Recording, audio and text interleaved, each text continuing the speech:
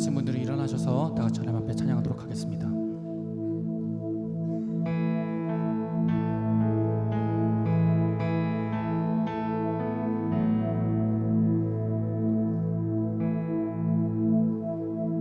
주의 아름다움은 말로다 영원할 수 없고 주님의 그 놀라우심은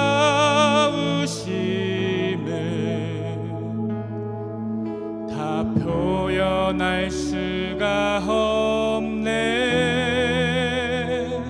누가 그 지혜를 깨닫고 누가 깊은 사랑 측량할까. 보좌에 앉으신 주의 위엄 아름다우신 주님. 우리 다 같이 찬양하겠습니다. 주의 아름다움은 말로다 영원할 수 없고 주님의 그 놀라우심은 다 표현할 수가 없네. 누가 그 지혜를 깨닫고 누가 깊은 사랑 측량할까. 보좌에 앉으신 주의 위엄 아름다우신 주님. 내가 주를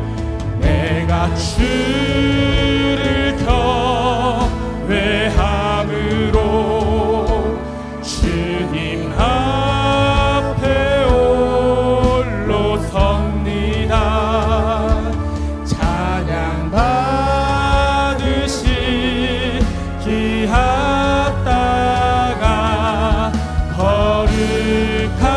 거룩하신 주님. 내가 주를 경외함으로 주를 경외함으로 주님 앞에 홀로 섭니다. 찬양 받으시 기합당한 거룩하신 주님. 한 번 더 고백하겠습니다. 주의 아름다움은 말로다 영원할 수 없고 주님의 그 놀라우심은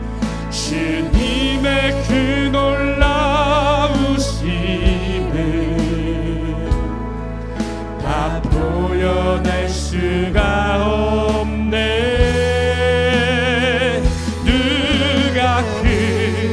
지혜를 깨닫고 누가 깊은 사랑 측량할까. 보좌에 앉으신 주의 위엄 아름다우신 주님. 내가 주를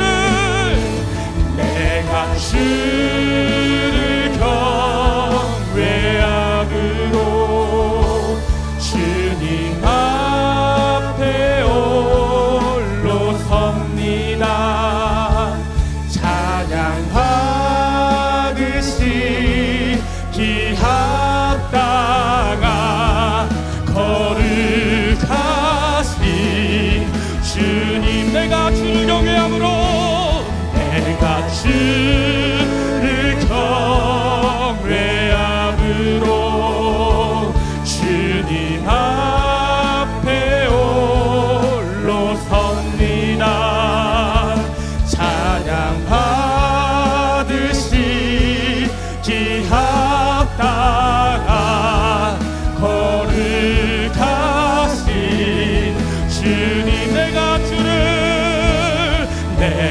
주를 경외함으로 주님 앞에 홀로 섭니다. 찬양 받으시 기합다가 거룩하시 주님. 내가 주를 경외함으로 주를 경외함으로 주님 앞에 홀로 섭니다. 찬양 받으시 기합다가 거룩하시 주님. 내가 주를 경외함으로 주님 앞에 홀로 섭니다. 찬양 받으시 기합다가 거룩하시 주님. 아멘. 주님 경외받기에 합당하십니다. 오늘 시간 우리와 함께하여 주옵소서. 우리 시간 이 예배 가운데 주인이 되어주시고 하나님만 높임받아 주옵소서. 아멘. 하나님, 오늘 이 시간 우리가 주님의 이름을 찬양할 것입니다. 다른 이름 아닌 오직 주의 이름만 찬양할 것이오니 오늘 이 시간 우리와 함께 하시고 이 찬양을 받아 주옵소서. 우리 다 같이 기쁜 마음으로 주 앞에 찬양하도록 하겠습니다. 주 이름 찬양, 주 이름 찬양. 주 이름 찬양. 분노의 강물 흐르는 의로한 땅에 살 때에 주님 찬양해. 주 이름 찬양. 주 이름 찬양. 거칠은 광야와 같은 인생길 걸어갈 때도 주님 찬양해. 모든 축복 주신 주님 찬양하리. 어두운 날이 다가와도 난 외치리. 주의 이름을 찬양해. 주의 이름을 찬양해. 영화로운 주 이름 찬양. 주 이름 찬양. 주 이름 찬양. 햇살이 나를 비추고 만물이 새롭게 될 때 주님 찬양해. 주 이름 찬양. 주 이름 찬양.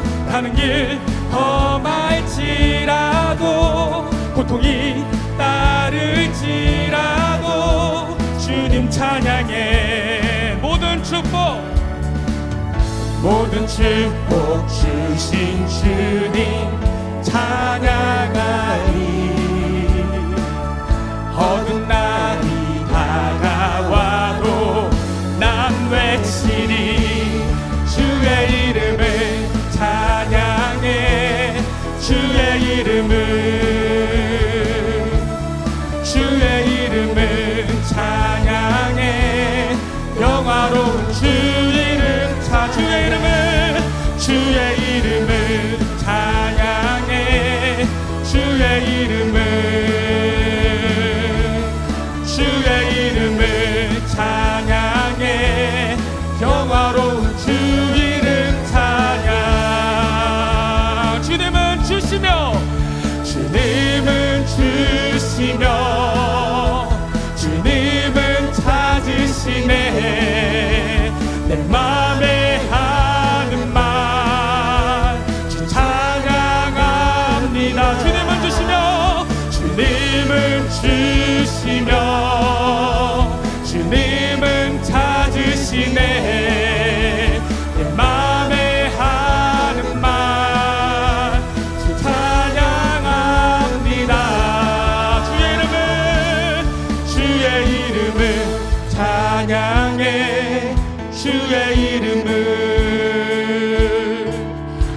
주의 이름을 찬양해 영화로운 주 이름 찬양 주의 이름을 찬양해 주의 이름을 찬양해 영화로운 주 이름 우리 한 번 더 찬양 주 이름 찬양 주의 이름을 찬양해 주의 이름을 찬양해 영화로운 주 이름 찬양 아멘. 하나님 찬양하겠습니다. 하나님 함께하여 주옵소서. 우리 시간 주님 우리와 함께하여 주옵소서. 아멘. 지금은 하나님을 노래하고 하나님 앞에 경배할 때입니다. 오늘 시간 주님을 찾는 자마다 주님을 만날 것이며 우리 시간 우리와 함께 하실 것입니다. 오늘 다같이 우리 목소리 높여서 지금은 엘리야 때처럼 기쁘게 찬양하도록 하겠습니다. 지금은 엘리야 때처럼 주 말씀이 선포되고 또 주의 종 모세의 때와 같이 언약이 성취되네. 지금은 엘리야 때처럼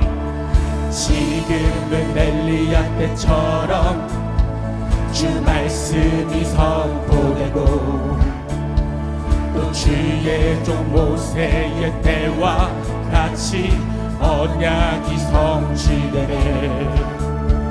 비록 전쟁과 기근과 핍박 환난 날이 다가와도 우리는 광야에 외치는 소리 주의 길을 예비하라. 보라 주님 구름 타시고 나팔 불 때에 다시 오시네. 모두 외치세 이는 은혜의 해니 시온에서 구원이 임하네. 에스겔의 환상처럼 마른 뼈가 살아나며 또 주의 종 다윗의 때와 같이 예배가 회복되네. 추수할 때가 이르러 들판은 이어졌네. 우리는 추수할 이름 되어 주 말씀을 선포한 보라 주님 구름 타시고 나팔 불 때에 다시 오시네. 모두 외치세 이는 은혜의 행위 시온에서 구원이. 보라 주님 구름 타시고 나팔 불 때에 다시 오시네. 모두 외치세 이는 은혜의 행위 시온에서 구원이 임하네. 우리 한 번 더 고백하겠습니다. 에스겔의 환상처럼 마른 뼈가 살아나며 또 주의 종 다윗의 때와 같이 예배가 회복되네. 아멘. 추수할 때가 이르러 들판은 이어졌네. 우리는 추수할 일꾼 되어 주 말씀을 선포. 보라 주님 구름 타시고 나팔 불 때에 다시 오시네. 모두 외치세 이는 은혜의 해니 시온에서 구원이 임하. 보라 주님 구름 타시고 나팔 불 때에 다시 오시네. 모두 외치세 이는 은혜의 해니 시온에서 구원이. 우리 목소리로 보라 주님 구름 타시고 나팔 불 때에 다시 오시네. 모두 외치세 이는 은혜의 해니 시온에서 구원이. 보라 하시고 나팔 불 때에 다시 오시네. 모두 외치세. 이는 은혜의 해니 시온에서 구원이 임하. 시온에서 구원이 임하. 시온에서 구원이 임하네. 아멘. 하나님께 구원이 있습니다. 하나님 오늘 시간 우리와 함께하여 주옵소서. 아멘.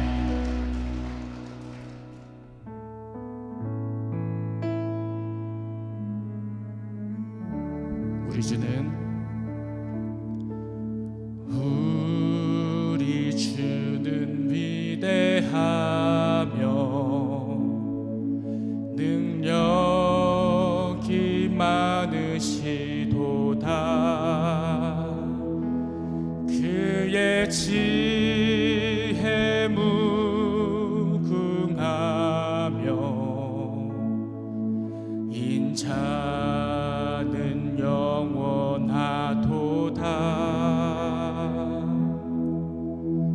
상한 자들 고치시며 상처를 싸매시도다. 별들의 수를 세시며 이름을 붙이셨도다. 그가 구름으로 하늘을 덮으시며 하늘을 위하여 비 준비하시니 예루살렘아 여호와를 찬송할지어다. 내 하나님을 감사함으로 그 앞에 나가며 주 임재 앞에 경배.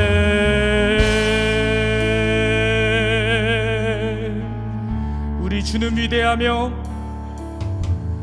우리 주는 위대하며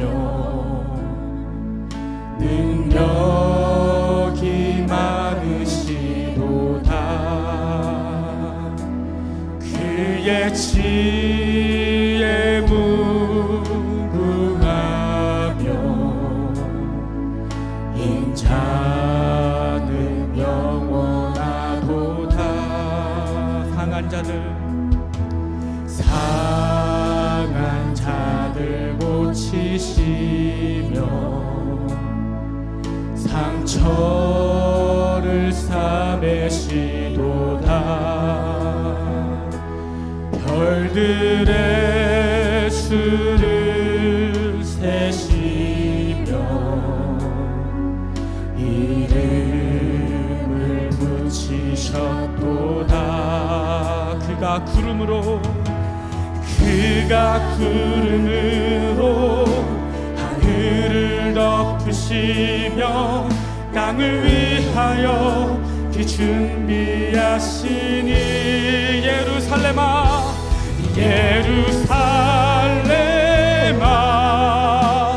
여호와를 찬송할지어다. 내 하나님을 감사함으로 그 앞에 나가며 주 임재 앞에 경배. 예루살렘아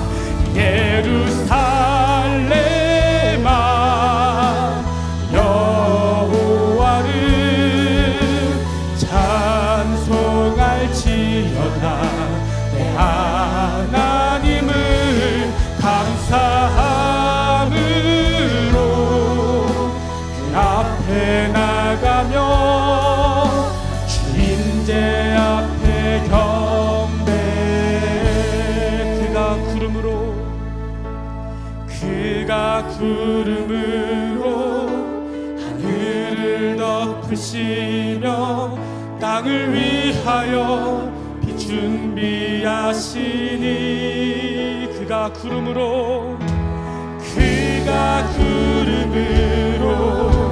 하늘을 덮으시며 땅을 위하여 빛 준비하시니 그가 구름으로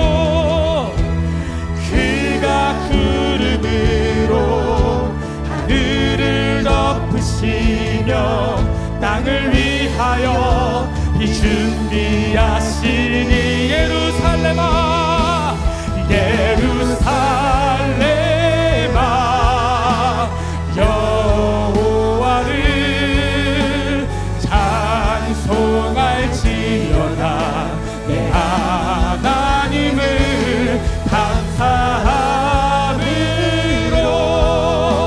그 앞에 나가며 주 임재 앞에 경배 예루살렘아 예루살렘아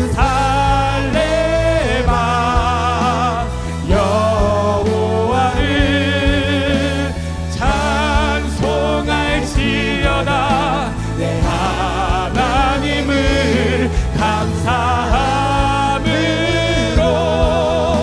그 앞에 나가며 주 임재 앞에 경배 마지막으로 예루살렘아 예루살렘아 여호와를 찬송할지어다 내 하나님을 감사함으로 그 앞에 나가며 주 임재 앞에 경배 주 임재 앞에 경배 주 임재 앞에 경배 주 임재 앞에 경배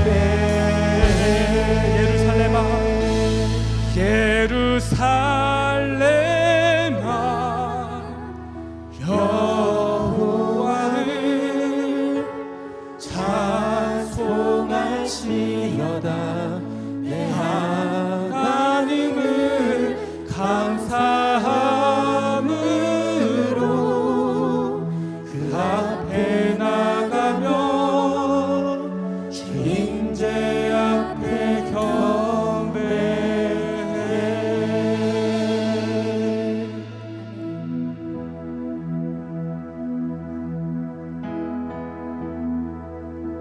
우리 함께 기도해 우리 함께 기도해 주 앞에 나와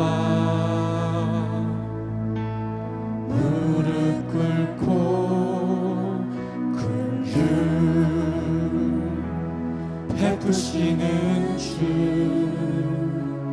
하늘을 향해 두 손 들고 우리 함께 기도해 우리 함께 기도해 주 앞에 나와 무릎 꿇고 긍휼 베푸시는 주 하늘을 향해 두 손 들고 하늘 문이 열리고 은혜의 비추기 이 땅 가득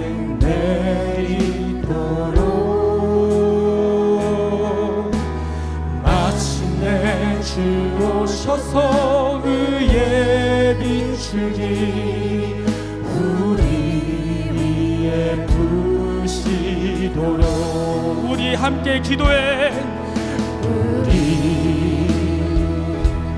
함께 기도해 주 앞에 나와 무릎 꿇고 긍휼 베푸시는 주 하늘을 향해 두 손 들고 하늘문이 열리고 은혜의 비추기 이 땅 가득 내리도록 마침내 주 오셔서 의의 비추기 우리 위에 부으시도록 하늘문이 열리고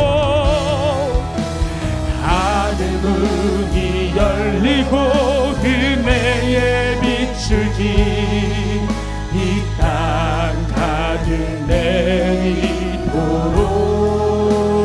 내리도록 마침내 주 오셔서 의의 비추기 우리 위에 부으시도록 마지막으로 우리 함께 기도해 함께 기도해 주 앞에 나와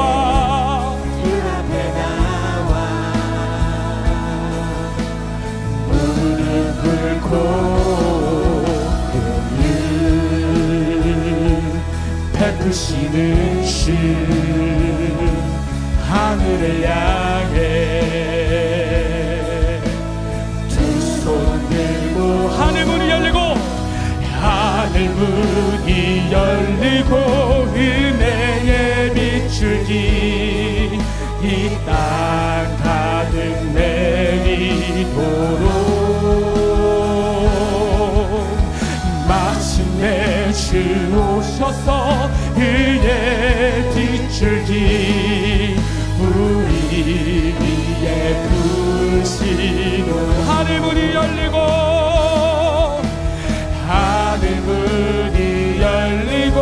은혜의 비추기 이 땅 가득 내리도록 마침내 주 오셔서 의의 비추기 우리 위에 부으시도록 그렇습니다. 오늘 이 시간 우리 함께 기도하기를 원합니다. 하나님 이곳 가운데 은혜를 더하여 주옵소서. 우리 예배뿐만 아니라 이 땅 가운데에 성령의 비를 내리시고 아버지 하나님의 다스림이 이 땅을 덮어 주옵소서. 우리 이 시간 이런 마음 가지고 주의 이름 한번 외치면서 통성으로 기도하겠습니다. 주여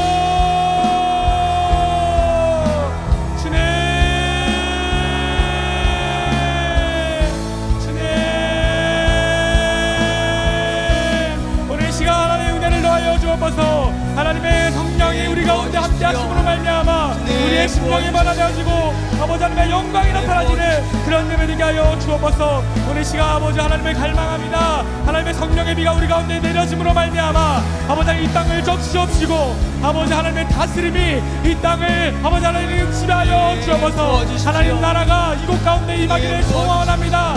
하나님 우리의 기대가 다른 것 아닌 하나님 나라를 기대하며 하나님 오심을 기대하기를 원합니다. 하나님 다른 것 아닌 아버지 하나님의 은혜를 구하오니 성령이 이곳 가운데 주장하여 주옵소서. 아버지 하나님과 함께 하심으로 말미암아 우리 가정이 변화되어지고 우리 교회가 변화지고 이 나라가 변화되며 아버지 하나님의 다스리심이 하나님의 세계가 우리 가운데 같이 넘치는 그런 시간 되게 하여 주옵소서. 하나님 우리가 주 앞에 다른 것 구하지 않겠습니다.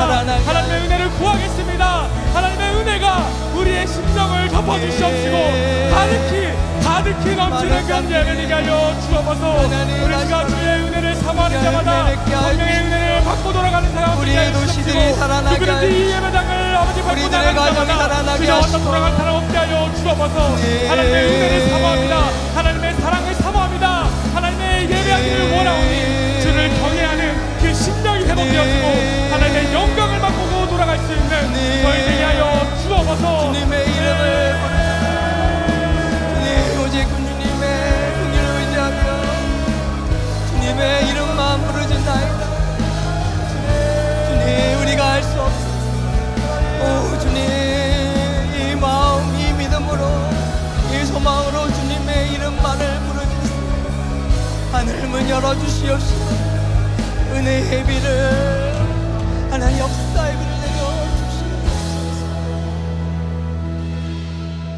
말씀 우리 주 예수 그리스도 이름으로 기도했습니다. 아멘. 우리 자리에 앉으시고 하나님 앞에 예물 드리시겠습니다.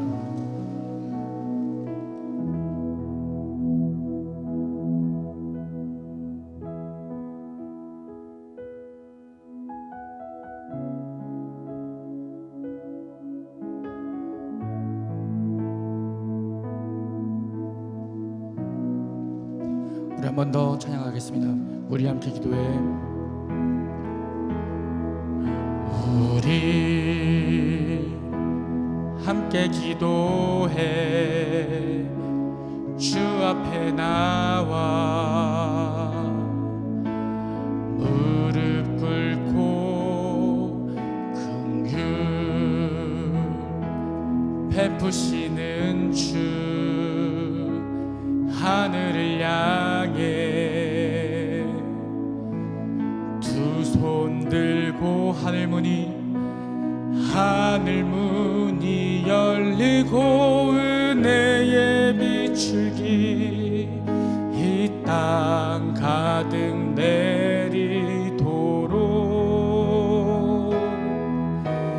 마침내 주 오셔서 의의 비출기 우리 위에 부으시도록 우리 함께 기도해.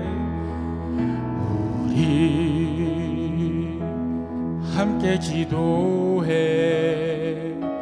주 앞에 나와 무릎 꿇고 긍휼 베푸시는 주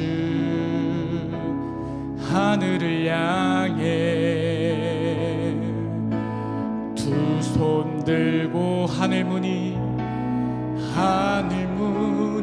열리고 은혜의 비출기 이 땅 가득 내리도록 마침내 주 오셔서 의의 비출기 우리 위에 부으시도록.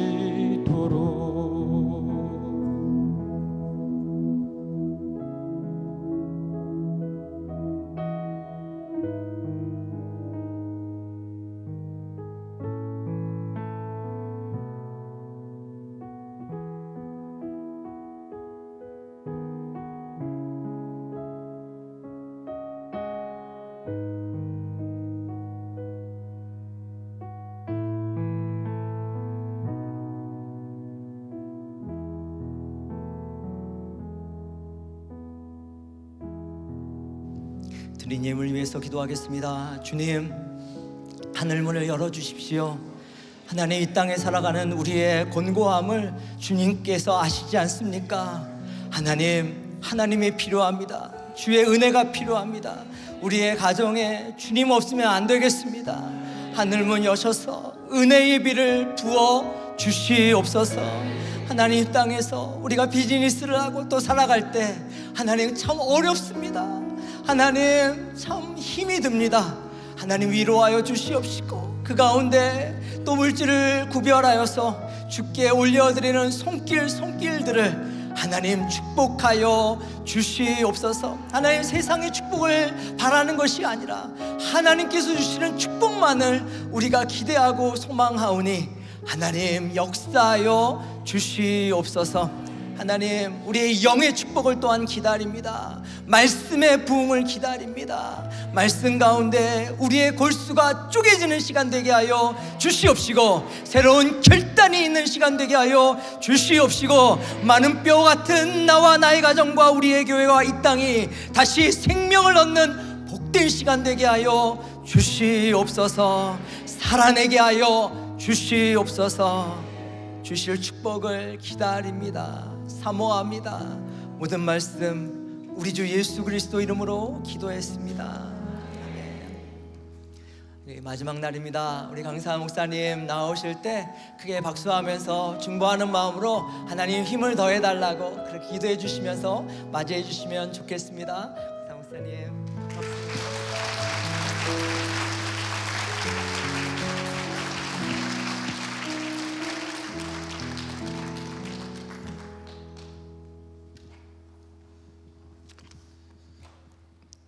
우리 잠시 하나님 말씀 보겠습니다. 구약성경 사사기. 오늘 주신 하나님 말씀은 구약성경 사사기 15장 14절에서 20절까지입니다. 구약성경 사사기 15장 14절부터 20절까지 다 찾으신 줄로 알고 우리 함께 좀 합독했으면 좋겠습니다. 시작. 삼손이 레이의 이름에 블레셋 사람들이 그에게로 마주 나가며 소리 지를 때 여호와의 영이 삼손에게 갑자기 임하시매 그의 팔 위에 밧줄이 불탄 삼과 같이 그의 결박되었던 손에서 떨어진지라. 삼손이 나귀의 새 턱뼈를 보고 손을 내밀어 집어들고 그것으로 1000명을 죽이고 이르되 나귀의 턱뼈로 한 더미 두 더미를 쌓았으며 나귀의 턱뼈로 내가 1000명을 죽였도다 하니라. 그가 말을 마치고 턱뼈를 자기 손에서 내던지고 그곳을 라맛 레이라 이름하였더라. 삼손이 심히 목이 말라 여호와께 부르짖어 이르되 주께서 종의 손을 통하여 이 큰 구원을 베푸셨사오나 내가 이제 목말라 죽어서 할례 받지 못한 자들의 손에 떨어지겠나이다 하니 하나님이 레이에서 한 우묵한 곳을 터뜨리시니 거기서 물이 나와서 나온지라. 삼손이 그것을 마시고 정신이 회복되어 소생하니 그러므로 그 샘 이름을 에낙고레라 불렀으며 그 샘이 오늘까지 레이에 있더라. 블레셋 사람의 때에 삼손이 이스라엘의 사사로 20년 동안 지내니라. 아멘. 벌써 마지막 시간이 됐습니다. 네, 전화 왔습니다. 네, 축하 공연인 것 같은데요. 자, 부족한 사람을 이렇게 초대해 주셔서 너무 감사하고 여러분과 함께 그동안 짧은 시간이었지만 말씀 나눌 수 있어서 기쁘게 생각했습니다. 이제 마지막까지 우리 최선을 하나님 앞에 드리는 시간 되었으면 좋겠고요.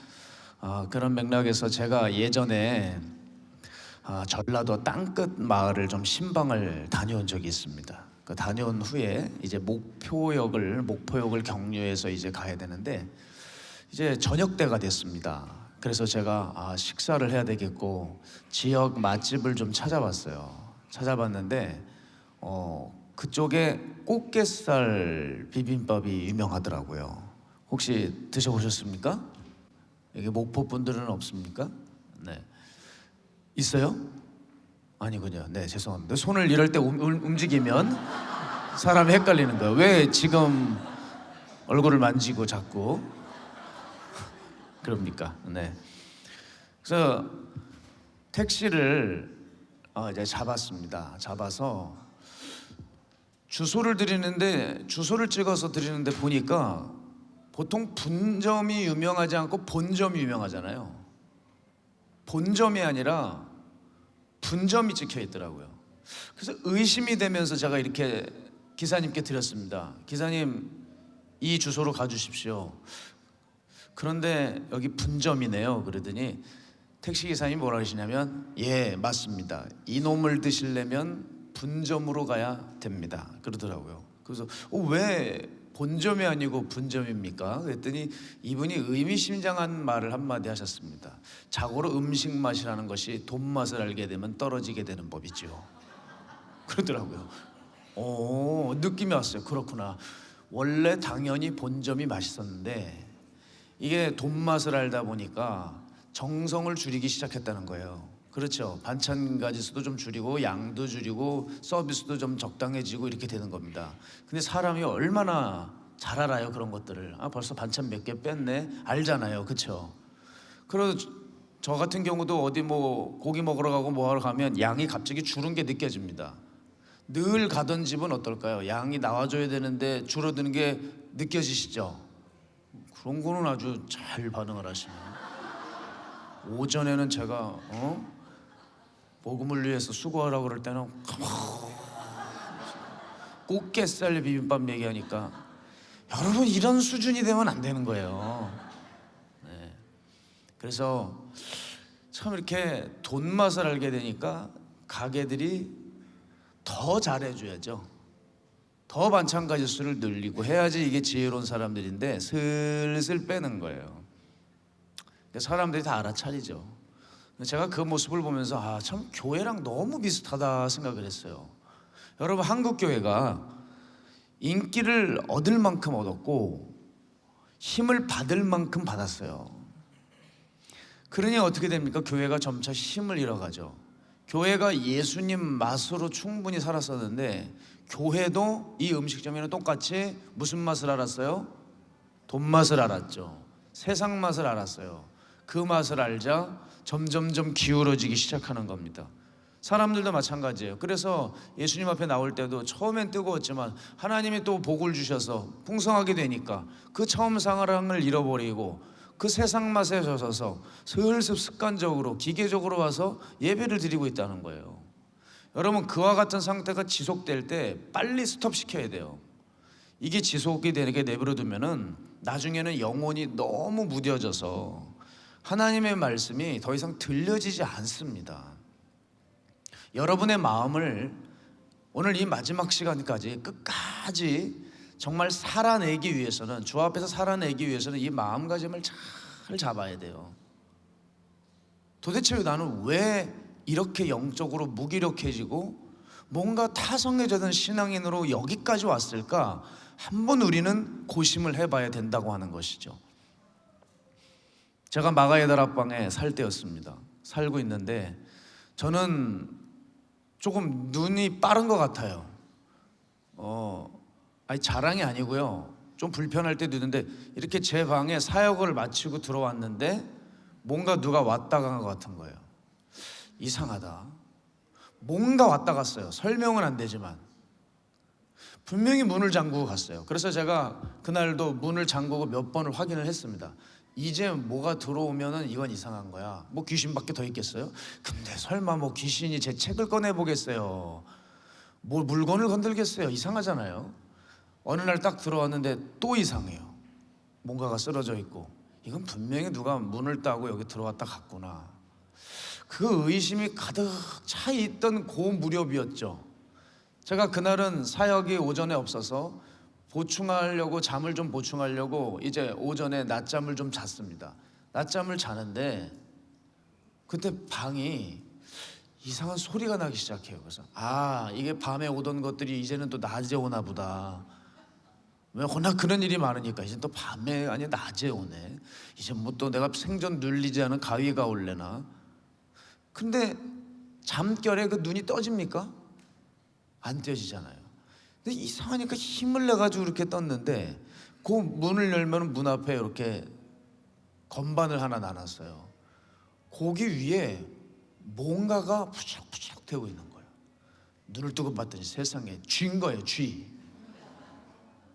그래서 눈을 그 힘든 눈꺼풀을 끌어보니까 쥐가 고기 올려다 놓은 과자를 찢어가지고 잡수시고 계셔. 그래서 눈을 뜨고 아유, 내가 그 친구한테는 경호를 못 하겠더라고요. 이놈의 쥐 새끼가 이렇게 확 일어났단 말이에요. 이렇게 일어나는데 이게 갑자기 그 과자를 먹고 있다가 휙 내려가는데, 이야 여러분, 제 주먹의 2배, 3배 돼요. 이만한 쥐가 휙 내려가더니 저기 구석에 벽이 있어요. 벽, 뭐 저런 벽도 아니죠. 뭐 조그만 방이니까 휙 내려오더니 그 벽으로 들어가는데 어머나, 지 몸보다도 작은 쥐구멍으로 몸을 비집고 이러고 휙 나가더라고요. 꼬랑지가 휙 나가는 게 지금도 눈에 선해요. 휙 이렇게 나가더라고요. 이야, 이게 쥐였구나. 이게 쥐였어. 그러니까 내 느낌은 맞았던 거죠. 분명히 뭐가 왔다 갔는데 그 구멍을 봤는데 이제 생각이 나기 시작하는 거예요. 바야흐로 3개월 전이었습니다. 뭔가 그 방에 혼자 있는데 소리가 나요. 이상하다. 왜 소리가 왜 날까? 소리가 왜 날까? 뭔가 이렇게 긁어요. 저는 그게 뭔지를 모르고 처음에 이게 얼마나 실력이 없는지 이게 귀신인 줄 알고 나사의 예수 이름으로 물러가라 그랬거든요. 맨날 걔네들이 오니까 그냥 또 저것들 난리치는구나. 열심히 물어보려고 했는데 가보니까 그게 꽤 오래됐거든요. 아무리 외쳐도 계속 소리가 났어요. 그게 쥐가 벽을 긁은 거예요.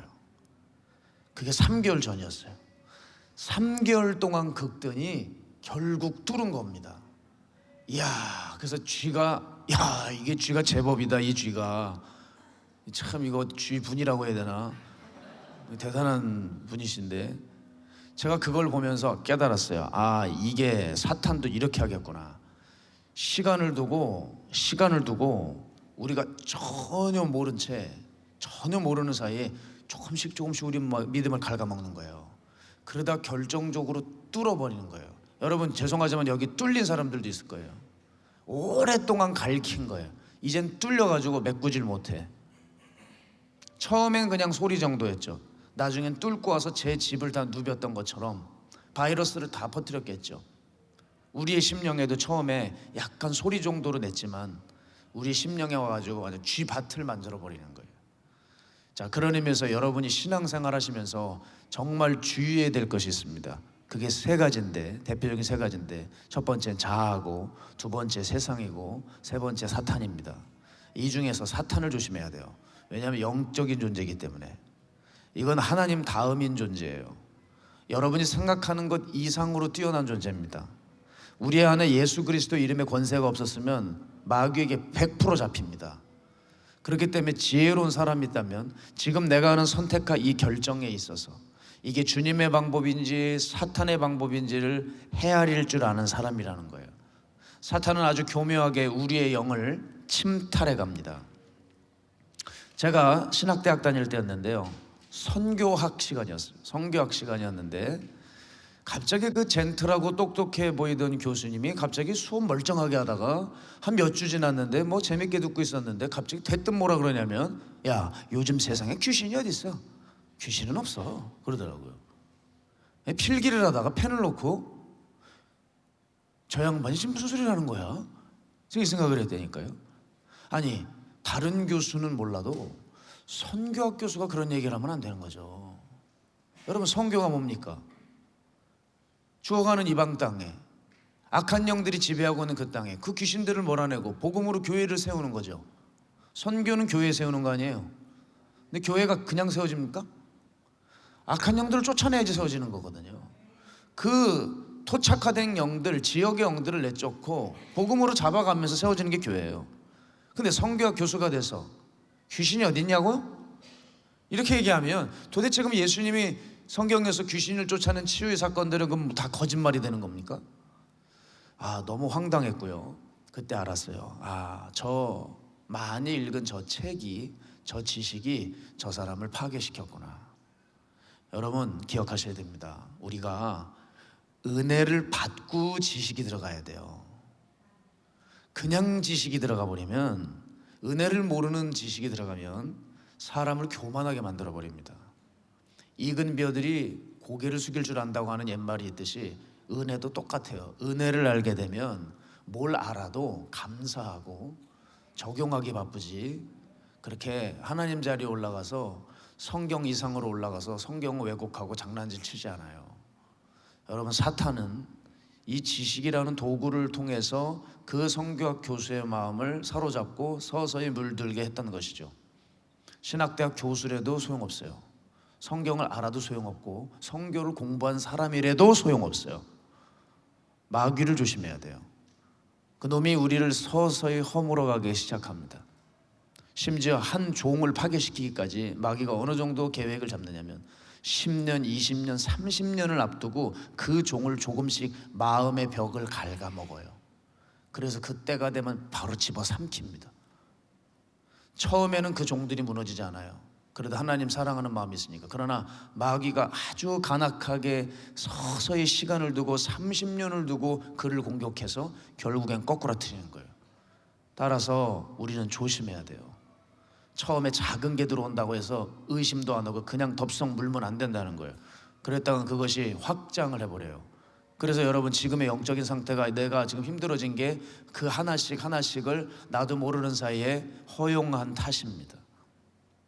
그런 맥락에서요, 우리 마가의 다락방 교회를 창설하신 박장원 원로 목사님께서 저에게 아주 심각하게 그 댁에서 이런 말씀을 해주신 적이 있어요. 내가 이제 하나님께서 부흥 강사로 쓰시기 위해서 당신에게 큰 권능을 주셨대요. 그래서 그 권능을 받고 그 은혜에 감격해서 하나님이 집회를 나가라고 하시니 또 그냥 전국 방방곳곳에서 집회 요청이 쇄도하니까 이제 집회를 늘 다니시는 거예요. 그 집회를 다니기 시작하는데 그렇게 말썽을 부리는 장로들이 있다는 거예요. 꼭 집회를 가려고 하면 딱 막더래요. 그리고 사사건건 찾아와서 괴롭힌다는 거예요. 목사님, 집회 가지 마십시오. 우리도 사랑해 주십시오. 이런다는 거예요. 그래서 나 사명 있는 사람이니까 나가야 돼요 얘기를 해도 그렇게 때만 되면 사사건건 와가지고 집회를 못 가게 하고 회방을 놓더라는 거예요. 그래서 이 목사님이 한마디를 하셨대요. 이거 보셔, 장로는 목사를 돕는 게 장로지, 교회를 세우는 게 장로지, 하나님 나라를 돕는 게 장로지, 나 나가야 돼, 왜 이렇게 자꾸 말이 맞느냐, 이렇게 얘기를 한 거예요. 그랬더니 그 말에 삐져가지고 그 시로부터 교회를 안 나와요. 그리고 뒤에서 욕을 하기 시작하고 또 힘들게 하더라는 거예요. 그런데 어느 날 이분이 암에 걸렸답니다. 그래가지고 갑자기 입원을 하게 돼요. 그때 다른 한 장로님이 얘기합니다. 목사님, 그래도 저 불쌍하지 않나요? 저 장로님 우리 신방 가죠. 그랬더니 그래, 내가 신방 가서 기도해 주마. 그래서 그 장로님이랑 또 같이 그 신방을 갔어요. 그 병문안을 갔어요. 그 병문안을 갔더니 여기 창문 있잖아요. 이렇게 보고 있으니까 뭐 어쩌고 저쩌고 뭐 이렇게 웃고 이러고 있더래요. 누구 병실에 누워서. 근데 문을 열고 박장원 목사님 들어가자마자 딱 목사님 오신 걸 보니까 고개를 싹 돌리더래요. 그러더니 나갈 때까지, 이분 나가실 때까지 고개를 안 돌리더라는 거예요. 기도를 해드리고 싶어도 못 해드렸대요. 그러더니 얼마 뒤에 소천하시더랍니다. 그러면서 박정원 목사님이 저에게 뭐라고 하시냐면, 야, 사탄이 그 바통을 거기서 끝내지 않고 또 다른 사람에게 주었어, 그러더라고요. 그러더니 그 교회의 착한 장로라고 이름난 장로에게 갑자기 그 바통이 넘어가서 어느새 똑같이 와가지고 집회를 나가는데 자기를 딱 가로막더니 뭐 거짓말처럼 테이프 튼 것처럼 똑같은 얘기를 하더래요. 집회 나가지 마라, 우리를 사랑해달라. 아니 도대체 이게 무슨 일인가. 그래서 그 장로회에서 또 시달린 거예요. 그러던 어느 날이었습니다. 동인천역에서 역장에게 전화가 왔어요. 목사님, 여기 빨리 좀 와주셔야 되겠습니다. 갔더니 열차 사고가 났는데 자기 집회를 막던 그 장로님이 열차에 다리가 치였대. 근데 치자마자 신기하게 괴사가 바로 시작이 되었대. 그래서 다리를 자르는 일이 벌어졌다는 거예요. 자, 그러면 이제 이분은 다리가 잘리고 어려워졌으니까 더 이상 뭐라고 할 수 없겠죠. 근데 목사님이 그러시더라고요. 야, 거기서 끝나지를 않았어. 처음에 암에 걸려 죽은 장로 있잖아. 그 장로 같이 병문안 가자고 했던 그 장로 있지. 세상에 그 장로에게 또 그게 들어갔어. 그러더니 내가 집회를 가는데 또 그걸 막는 거야. 또 나를 사사건건 괴롭혀 살 수가 없게 만들었어. 또 그렇게 힘든 시간들을 보내고 있는데 연락을 하나 받았답니다. 이분이 아마 사업가셨던 모양이에요. 이 장로님이 홍콩에 가서 사업 차나가 룸사롱에서 술을 먹다가 심장마비가 돼서 사체가 돼서 돌아간 거예요. 세 분이 다 돌아가셨습니다. 그때 원로 목사님이 저에게 뭐라고 하셨냐면, 사탄이 가만히 있질 않아. 이놈이 가만히 있질 않는다는 거예요. 다음 사람에게, 그 다음 사람에게 계속 악한 기운들을 넣어주더라는 거예요.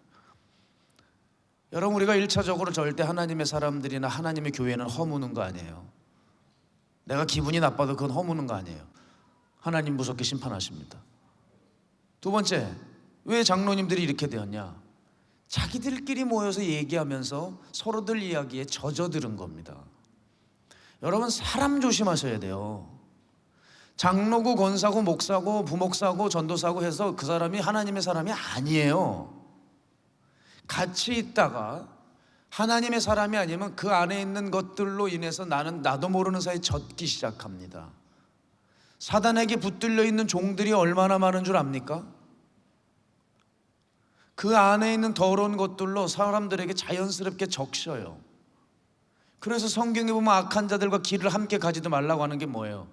자기도 젖어버리니까, 그 해주는 이야기에 젖어버리니까, 같은 영이 되어버리니까. 그래서 교회에 어떤 목회자가 들어오느냐가 굉장히 중요한 거예요. 멀쩡히 뜨거웠던 교회가 다른 후임 목사가 들어옴으로 인해서 그 교회 분위기가 완전히 다른 분위기가 돼요. 어쩜 그렇게 목사 하나가 잘못 들어오면 교회가 순식간에 달라지는지. 그 뜨거웠던 교회가 기도가 식어져 버리고 전도가 없어져 버리고 차갑고 냉랭한 교회가 되어버리더라고요. 왜냐하면 그 영에 다 젖어버리기 시작하는 거예요. 여러분, 이 신앙생활은 영의 일이에요. 우리가 육이 여기 앉아있지만 영의 일이라고요. 오늘 우린 기억하셔야 돼요. 가만히 있으면 죽습니다. 아시겠습니까? 여러분, 제발 잘 들으셔야 돼요. 전 이제 가요. 그런데 내 마음이 발이 떼어지지 않는 것은 뭐냐면, 혹시 그런 사람들이 있을까 봐, 가만히 있으면 죽어요. 성경에 항상 비추어 보세요. 유튜브로 설교를 들으시든 누구를 통해서 하나님의 이야기를 듣건 항상 성경에 비교해 보세요. 이게 정말 성경에 있는 이야기인지. 그게 아니면 귀를 막아버려야 됩니다. 한 걸음 젖어버려요. 분별하십시오. 가만히 방치하다간 원수의 놀이터가 되고, 우리는 시간 되면 어느새 지옥 뚜껑 위에 앉아 있는 거예요. 그러다가 언젠가 열리는 날이 오면 끝입니다. 따라서 나한테 계속 지속적으로 영향을 주고 있는 것들이 무엇인지 찾아내서 분별하자고 하는 거죠. 이 분별을 제대로 못해서 패가망신한 인간이 바로 오늘 삼손 아닙니까? 여러분, 삼손을 좀 잘 들여다볼 필요가 있어요. 그냥 여자 좋아하는 친구 이렇게 생각하지 말고, 삼손을 보게 되면 삼손에게 왜 이 강력한 힘을 주었는지를 알아야 돼요. 삼손이 태어났던 시대는 사사시대 중에 가장 최악의 시대였습니다. 그러니까 막강한 영적 리더가 나오지 않으면 이 시대는 해결해 나갈 수가 없어요. 그래서 삼손에겐 정말 타고나면서 특별한 능력을 허락해 주셨죠. 그런데 문제는 뭐예요? 타고나면서 그 힘을 얻었기 때문에 그게 은혜고 감사인지를 모르고 그냥 쓰는 거예요. 그러다 보니 내 마음대로 힘을 주면 막 나 힘이 되니까, 마음만 먹으면 전쟁에서 이길 수 있으니까 얼마나 마음이 높아졌겠습니까? 게다가 그 이스라엘 민족은 또 얼마나 한심한 자들인지, 그 당시 블레셋이 아주 박해를 많이 했어요. 그러니까 블레셋 사람으로 인해 이 이스라엘 민족들이 늘 두려움에 쩔어 있었습니다. 하나님이 그래서 강력한 삼손을 주셨는데도, 그 삼손을 통해서 하나님의 전능하심을 보여주는데도 이스라엘 민족들은 그것에 대해서 전혀 감동이 없었어요. 하나님보다 블레셋을 더 두려워했습니다. 그래서 오늘 성경에 보면 유다 지파 사람 3,000명이 아주 희한한 짓을 해요. 삼손이 유다 땅에 있었습니다. 근데 블레셋이 삼손을 주목하고 있다 보니까, 야, 유다 지파야, 니네 땅에 삼손이 있네. 그러면은 삼손이 유다 땅에 있으면 유다 지파에게 어떤 불이익이 올까 봐 이 세상에 같은 민족인, 같은 동족인 삼손을 결박을 해버려요. 그래가지고 3,000명이 그 유다 지파가 삼손을 끈으로 묶어가지고 블레셋 민족에게 넘겨주는 거예요. 이게 말이나 되는 얘기입니까? 자기 같은 동족을 같이 모여서 우리처럼 지금 집회하고 기도를 해도 모자랄 판에, 쉽게 말해서 여러분들이 여기 캘리포니아 주 정부가 두렵다고 저를 끈으로 결박해서 주지사에게 넘기는 거예요. 상상이 됩니까 지금? 이게 뭐 하는 짓이에요 이게. 집회 온 사람한테 두렵다는 거예요. 박해를 받는다고. 여러분, 이때 하나님이 그걸 가만히 보시겠습니까?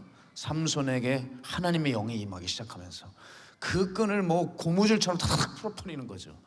그리고 삼손이 딱 보니까 나귀 턱뼈가 하나 있어요. 그걸 딱 잡고 하나님의 영이 임하기 시작하니까 이제 무섭게 이 턱뼈로 블레셋인들을 치는데 1,000명을 순식간에 때려 죽입니다. 그리고 다 때려 죽이고 턱뼈를 탁 놓으면서 진짜 겁내 멋있게, 아씨 다 끝났다 씨, 이러고 있는 거예요 지금. 자, 여러분, 이럴 때 어떻게 되겠어요? 야, 하나님은 위대하시다. 우리 찬양했던 것처럼 그분은 위대하시다. 하나님께 영광 올려드려야 되잖아요. 삼손이 뭐 한 줄 아세요? 자기를 높이는 거예요. 내가 이 턱뼈로 내가 이 1,000명을 죽였다. 삼손의 노래를 보면 주어가 다 자기예요. 하나님이 하나도 없어요. 그렇게 자기가 1000명 죽였다고 자뻑하다가 목이 말랐네. 너무 목이 마르는 거야. 그래서 이제 뭐 하는 줄 아세요? 하나님 앞에 기도를 시작해요. 생전 기도도 안 하던 놈이 그때 기도하는 게 에나꼬레달 그거 터진 기도예요. 샘 달라고 기도를 하는 거예요. 땡깡을 하는 거죠. 그래서 하나님이 참 기가 막혀가지고 야 애따 먹어라 그래서 터지는 게 에나꼬레라고요. 이게 에나꼬레 배경인데 너무 재밌는 게 이게 불순한 동기에 샘이 터진 거잖아요. 교회에 가면 에나꼬레 성가대, 뭐 에나꼬레 뭐 다 에나꼬레야. 그래서 야 저거 뭐 아시고 한 건가 이런 생각이 들어요. 삼손이 기도의 전부가 그거라고요. 그래서 미국에 정말 안타까운 목사님 한 분이 돌아가셨어요. 팀 켈러 목사님, 귀한 분인데 이분이 이 삼손의 샘 달라고 물 달라고 땡깡한 기도를 두고 뭐라 그랬냐면 하나님께 불평하는 기도다. 이 기도는 무지함의 소치다 이렇게 평가하셨거든요. 왜냐하면 이건 땡깡이었어요. 지 혼자 자뻑하다가 물 달라고. 자, 성경을 보게 되면 삼손이 그 최고의 사사였는데 성경에 보면 어쨌든 문자대로 보면 성경에는 기도원을 딱 2번밖에 안 나와요. 첫 번째 이 물 달라고 땡깡의 기도한 거랑 나중에 죄져가지고 머리 뽑히고 눈 밀려 눈이 밀리고 못 볼 이해하세요. 지금 제가 시차가 머리 밀리고 눈 뽑혀서 짐승처럼 맷돌 돌릴 때 주여 한 번만 내게 힘을 달라고 기도한 거 있죠. 그 기도 2개 끝이에요. 그리고 사실 그 기도도 회개 기도인지 잘 모르겠어요. 의견이 분분해요. 왜냐? 자기 개인적인 복수를 하기 위한 기도인지 아니면 회개인지. 어쨌든 삼손의 기도는 참 초라하고 딱 2번밖에 안 했다. 자, 그럼 이제 하나님이 물을 터뜨려 주셨어요. 제가 볼 땐 삼손이 예뻐서 터뜨려 준 게 아니에요. 그래도 하나님은 인자하셔서 내가 그래도 너를 사사로 세웠으니까 나중에는 좀 어떻게 변화되겠지 해서 죽여서는 안 되니까 물을 터뜨려 줬을 거예요. 물을 먹습니다. 물을 퍼마셨어요. 그럼 뭐 해야 돼요? 가서 차라리 잠을 자든지 그래도 율법을 좀 보든지 뭘 그래도 양심이 있어야지. 세상에 물 먹었더니 힘이 나니까 또 가사에 내려가서 기생하고 놀아요. 그게 우리 본문 16장에 나오잖아요. 삼손이 가사에 가서 거기서 한 기생을 보고 그에게 들어갔다. 뭐 하는 짓이냐고요. 지금 최고의 사사로 하나님께서 타고나면서 태어나면서 대단한 걸 주셨지만 평생의 기도가 없고 연애만 있었어요. 연애만. 저는 그런 의미에서 현장에서 사람들을 보면서 감찰했던 게 뭐냐면 그 사람이 얼마나 경력 있냐 실력 있냐 중요하지 않아요. 그 사람이 얼마나 하나님 앞에 집중하느냐가 중요하더라고요. 요즘 세상을 보세요. 세워놓으신 사역자들, 일꾼들 팍팍 꼬부라지는 거 보세요. 마귀에게 당해서 꺾여져서 아예 사역도 못하게 되는 경우를 보세요. 그 집중력이라는 게 얼마나 중요한 건지를 아셔야 된다는 거죠. 그래서 지금 살아남은 사람들 보면은 집중력에, 영적 집중력에 성공한 사람들만 지금 다 살아있는 거예요. 가장 어두웠던 시대에 하나님이 삼손을 세웠지만 그의 평생에 기도가 없었더라는 거예요. 그렇게 마귀는 서서히 그에게 교만과 여자로 물들어가기 시작했죠. 여러분, 이렇게 물드는 게 왜 무섭냐면 정말 물들어 버리면 그때부터는 아무것도 안 보여요. 깨닫는 날이 오면 이미 자기는 끝났을 때라는 거예요.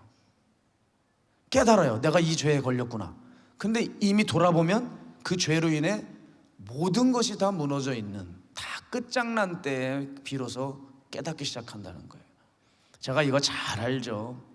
어느 한 공동체를 목회자 하나가 잘못 들어와서 쑥대밭으로 만들어놨어요. 참 거룩하고 미래가 있었던 공동체. 그런데 그 목회자 하나가 들어와서 온갖 죄라는 죄는 다 저질렀어요. 이게 조사가 들어갔습니다. 조사가 들어갔어요. 왜 이렇게 당신이 이렇게 했느냐? 이분이 충격적인 말을 하더라고요. 기도하는 사람들이 내가 이렇게 될 거라고 얘기를 해줬대요. 그래서 자기가 그 얘기를 듣고 조심해야 되겠구나 이 생각을 가졌대요. 그런데 시간이 지나면서 죄를 짓는데 그 생각이 안 나더래요. 제가 이게 아주 큰 교훈이에요. 죄를 지려고 할 때 그게 생각이 나야 되잖아요. 이상하게 죄를 짓는데 생각이 안 나더래요. 그 경고에 무서웠던 메시지가. 여러분, 우리가 그래서 무너지는 거거든요. 제가 나중에 얘기하겠지만 이제 좀 뒤에 이거를 방지해내야 돼요. 그리고 이분이 또 무서운 얘기를 하시는 게 뭐냐면 내가 회개가 안 돼요 그러더라고요. 회개가 안 돼요. 여러분, 정말 무서운 죄가 회개가 안 되는 거예요. 자, 우리는 그래서 스며드는 사소한 것부터 철저히 성분 검사하고 막아서야 돼요. 제가 예전에 이 미국의 유명한 설교자이고 성경교사인 워렌 위어스비 목사님, 그분이 이런 말씀을 하시더라고요. 당신이 이제 슈퍼마켓에 갔는데 계산을 하려고 이제 사람들이 쭉 서 있는데 자기 앞에 젊은 여자 둘이 있더래요. 근데 뭐 어쩌고 저쩌고 저쩌고 떠드는데 뭔 얘기인가 들어봤더니 신문 1면에 난 남자 연예인 스캔들에 대한 얘기를 그렇게 심각하게 오고받고 있더래요. 그때 이 목사님이 그 얘기를 듣고 기가 막혔대요. 아니, 세상에 왜 저 미남 연예인의 저 죄악된 일들을 얘기를 하고 있을까? 왜 쓰잘데기 없는 일에 저 젊은이 둘은 자기 시간을 낭비하고 있을까? 왜 사람들이 도대체 이 쓰레기 같은 일에 신경을 쓰고 있을까? 제가 도전을 받았어요. 기억하세요, 이 말을. 왜 사람들은 이 쓰레기 같은 일에 신경을 쓰고 살까? 여러분, 돌이켜보세요. 정말 내가 신경 쓰는 게 쓰레기 같은 일들이 있지 않아요? 신경 쓰지 말아야 되고 하지도 말아야 되는 일인데, 제가 한국도 이게 한국의 수준이구나 생각했어요. 한국에 정치, 경제, 문화에 너무 어려운 문제들이 많아. 이 문제 해결할 안건들이 얼마나 많은데 어떤 한 잘생긴 연예인, 오래된 영화배우가 스캔들이 하나 났어요. 제가 그날을 잊지 못해요. 제가 기분이 상해서 아예 기사도 안 봤습니다. 땅 터지자마자 대한민국이 그 연예인 얘기로 도배가 됐어요. 그냥 신문 기사 보려고 그러면 그거 얘기. 누구냐고 또 지금 누군지 또 궁금하죠. 그런 쓰레기 같은 일에 신경을 쓰지 말라고요. 그게 누군지 뭐가 중요하냐고요. 알려드려요? 우성이 몰라요? 모르시는군요. 삼손만 아시면 됩니다. 그거로 도배가 됐어요. 아, 이게 대한민국의 수준이구나. 아니, 연예인들, 그쪽 사람들, 저 어둠의 사람들 저렇게 죄 짓는 거 뭐 하루 이틀 얘기 들어요? 그게 뭐 그렇게 이야기거리라고 그걸 떠들고 실망을 했느니 어쨌느니, 그 상대 여자는 어떤 애니 조사 들어가고 압수수색을 하고 있어요. 얼마나 깝깝한지요. 이것만 봐도 사람들이 얼마나 세상을 주인 삼았는지가 여러분 느껴지십니까? 여러분, 하나님께서 주신 그런 소중한 시간과 여러분의 마음을 왜 그런 쓰잘데기 없는 쓰레기 같은 것들에 여러분 다 빼앗기냐 말이에요. 얼마나 쓸데없는 정보와 기사와 영상이 오늘 우리의 마음을 훔쳐가고 있는지 깨달아야 됩니다. 저는 지금도 이해가 안 되는 게 네이버 같은 경우 마음에 안 들어요. 요즘에 아주 정부 친화 정책을 받아가지고 네이버 주가가 올라오고 있다고 하지만 저 그것과 관계없이 네이버가 참 마음에 안 드는 게 어느 순간부터 얼마나 오염이 됐는지 깔끔했었는데 뭔 그렇게 찌라시 같은 영상들이, 쓸데없는 영상들이 쭉 나와가지고 검색을 못하게 해요. 검색을. 얼마나 배너도 많이 뜨는지 몰라요. 이게 도대체 이런 쓰레기 더미에서 우리가 사는구나. 주일 아침에 성경 설교 준비해야 되는 목사 PC에, 퍼스널 노트북에, 컴퓨터에, 아니 성경 구절을 찾고 있는 그 사이트에 여자 빤스 뜨게 하면 되겠습니까? 내가 아주 기가 막혀가지고 제 아내를 불렀어요. 일로 와봐, 이거 좀 봐라. 아니 도대체 왜 이렇게 한국이 오염됐냐? 이거 지금 거룩한 주일에 이거 끄냐고 바빠 죽겠는 거예요. 그러다 끄다가 여러분 그 끄는 표시도 되게 조그만 거 아세요? 그러다가 잘못 끄면 눌러요 그걸. 그래서 들어가. 그럼 클릭했다고 핸드폰하고 연동이 돼가지고 연실 뜨는 거예요. 어머, 몰랐어요? 막 이제 깨달아지시는. 좀 크게 만들어 놓든지 끄는 것도 요만큼 해놔가지고 그걸 잘 조준해가지고 딱 눌러야 돼요. 제가 그 네이버 밑에 어느 영상이 하나 떴는데 너무 웃겼어요. 어느 연예인이 폭탄 선언을 했다 그러더라고요. 조회수가 뭐 수십만이에요. 그래가지고 이게 뭐야 했더니 얼마나 웃긴지 알고 보니까 현실에서 한 게 아니라 드라마에서 한 거예요. 아유 진짜 헛웃음밖에 안 나. 이런 거를 보고 있으면서 우리들의 시간을 빼앗기는 거예요. 여러분 이런 거에 계속 노출이 돼 보세요. 이런 데 계속 노출이 되면 손대지 말아야 할 음란물에 도박까지 손을 대서 멈출 수 없는 지경까지 바닥을 치고 마는 겁니다. 시작이 무서운 거지. 시작이 무서운 거지. 아유 우리 아내 수영복 사주려고 그래요 이러면서 시작해서 클릭해서 본 게 이게 그냥 너무 흘러가 버려. 온통 더러운 생각에 꽉 잡혀 사는 그 인생이 될 수도 있다는 거예요. 그 시작이 무서워요. 거기에 젖어버리면 멈출 수가 없어요. 그래서 오늘도 우리가 생각해야 될 것은 뭐냐? 난 무엇에 예민하고 무엇에 반응하고 있나? 사람은 자고로 자기 주인에게 반응을 하게 돼 있어요. 내 반응 속도가 빠른 것을 보세요. 그게 여러분의 주인이에요. 내가 사랑하는 것에 빠르게 반응하게 돼 있어요. 그것에 따라 내가 사랑하는 것에 따라 내 운명은 결정됩니다. 여러분의 미래가 궁금하십니까? 지금 여러분이 가까이 하는 게 여러분의 미래입니다.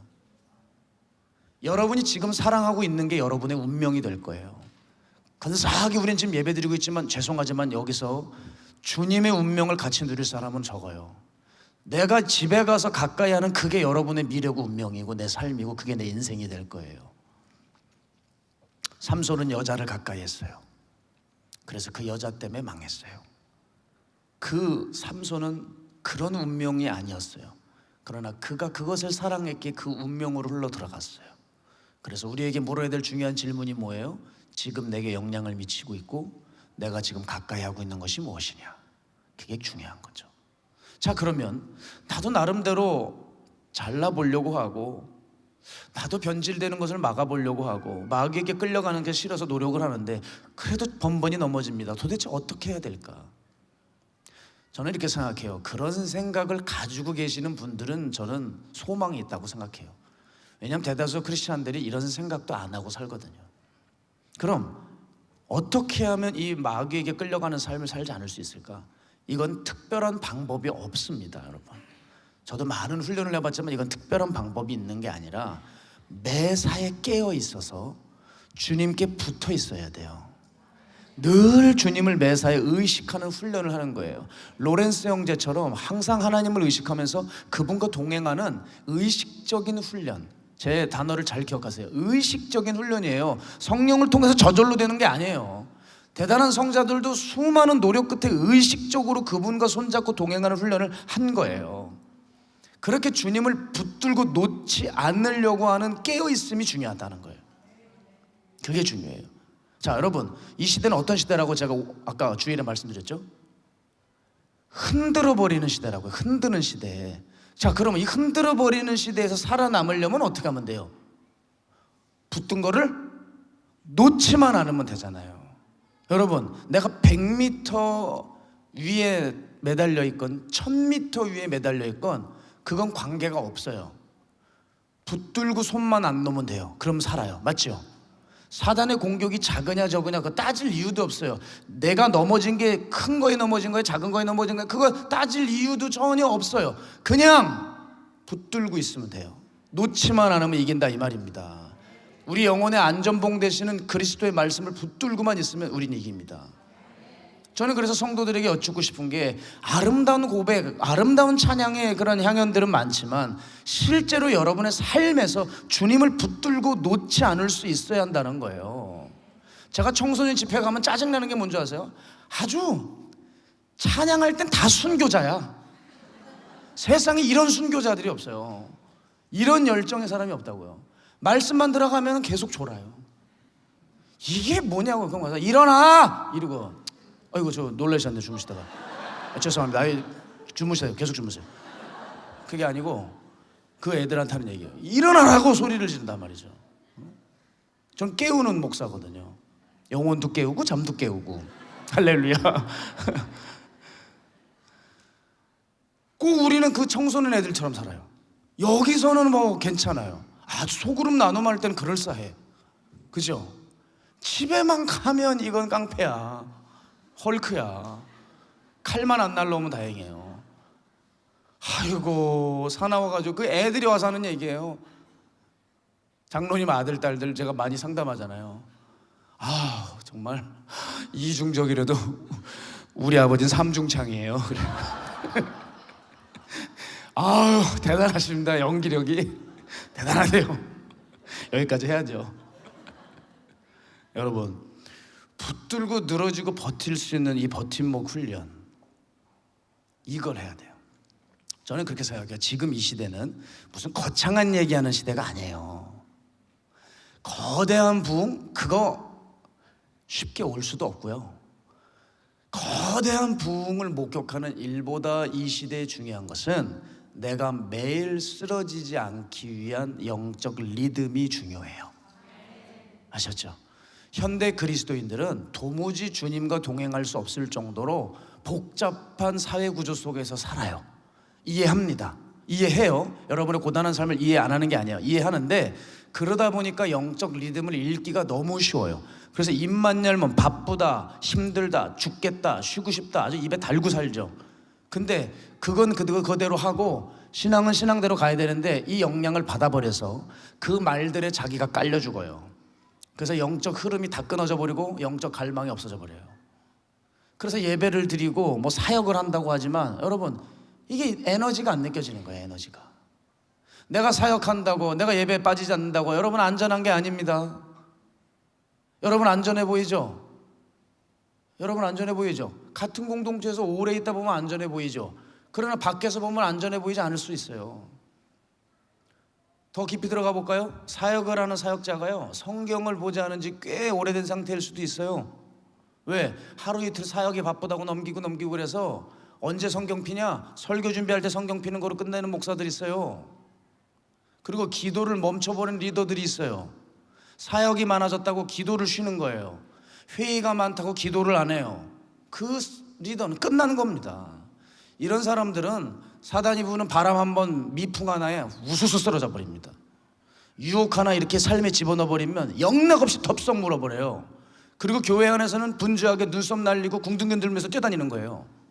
그건 뭔 소용이 있습니까? 여러분, 이게 우리일 수 있어요. 이게 우리일 수 있어요. 우리는 우리의 훈련 부족을 여러 이유를 대면서 변명을 일삼을 거예요. 그런데 그렇게 커버하기에는 우리 믿음이 지금 너무 바닥에 떨어져 있다는 사실을 알아야 돼요. 변명도 어지간히 있는 수준에서 변명을 하는 거지, 바닥에 있는데 뭔 변명을 해요? 그건 여러분 책임이에요. 바닥은 보면 안 되는 거예요. 바닥은. 따라서 여러분, 왜 우리는 이렇게 자꾸 영적인 갈망, 하나님을 향한 마음이 다 식어지고 이렇게 구멍이 나가지고 흘러가고 있나? 한 가지입니다. 이 얘기를 잘 들으셔야 돼요.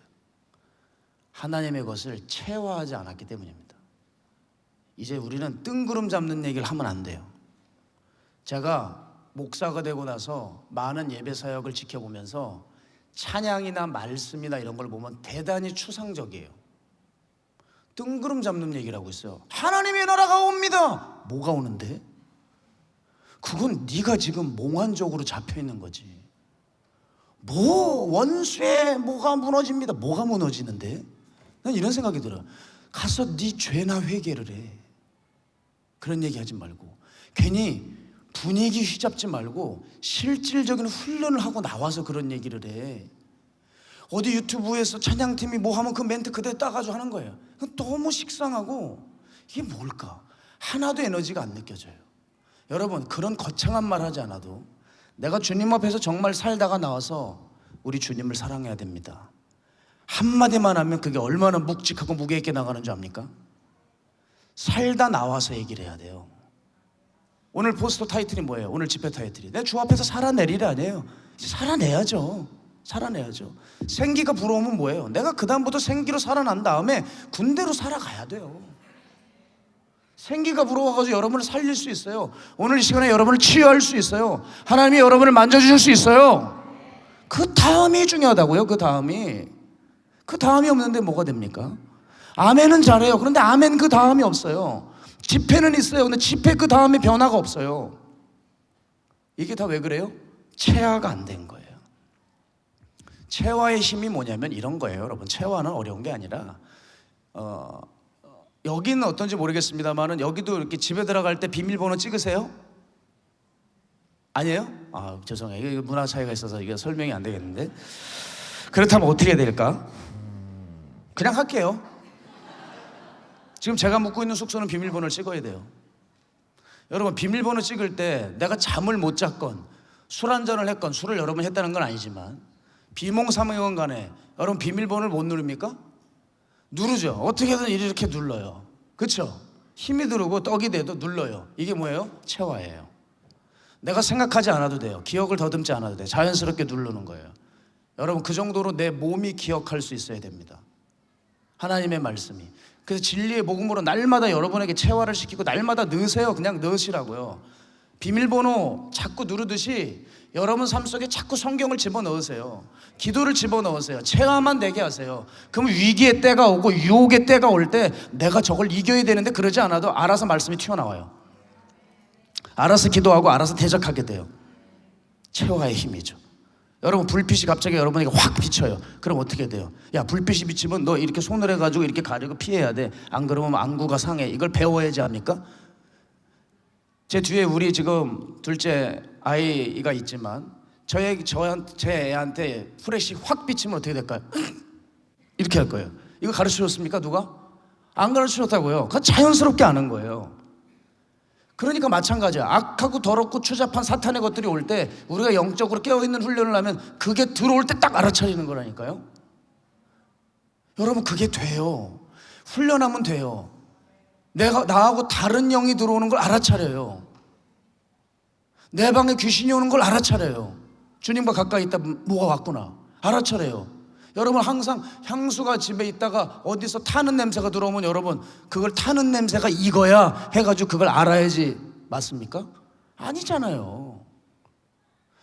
내가 항상 그 타는 냄새를 배워서 학습한 게 아니라 그 향기에 젖다 보면 다른 냄새가 나면 알아지는 거예요. 요즘 사람들이 영적 전쟁에 대해서 가르치는 사람들 많은데 마귀에 대해서 너무 마귀만 가르치는 사람들이 있어요. 그거 아니에요. 하나님에 대해서 많이 알아야 돼요. 하나님에 대한 지식이 많아야 돼요. 그 하나님에 대해서 풍성이 젖으면 마귀가 들어오면 이게 마귀인지 그냥 알아내는 거예요.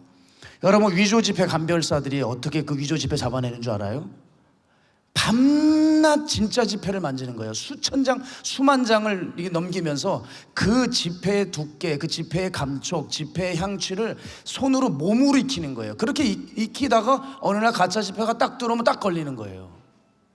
이게 체화라고요. 오늘은 음악이 많아서 좋아요. 음악이 있는 예배 좋아요. 체화예요, 체화. 몸이 기억하는 거죠. 제가 지금도 정신을 놓으면 뭐 하고 있는지 아세요? 어느 날 제가 운전을 하다가 정신줄을 놨어요. 어딜 가서 제가 정신이 돌아왔냐면 마가에다 합방교회 주차장에 있더라고요. 아니, 내가 여기 왜 있어? 아, 내가 미쳤지 해가지고 웃으면서 차를 돌리고 나왔어요. 그게 제가 3번 돼요. 그냥 운전하고 가다가 딴 생각하고 있는데 도착하면 마가에다 합방 주차장에 있어요. 그 언덕으로 올라가면서도 너무 자연스러워요. 그리고 주차장에 있으면서 여기가 어디야 이렇게 돼요. 제가 왜 그랬을까요? 다른 게 아니에요. 체화예요. 매일 산에 올라가 기도하니까 그냥 자연스럽게 글로 가는 거예요. 그냥 자연스럽게.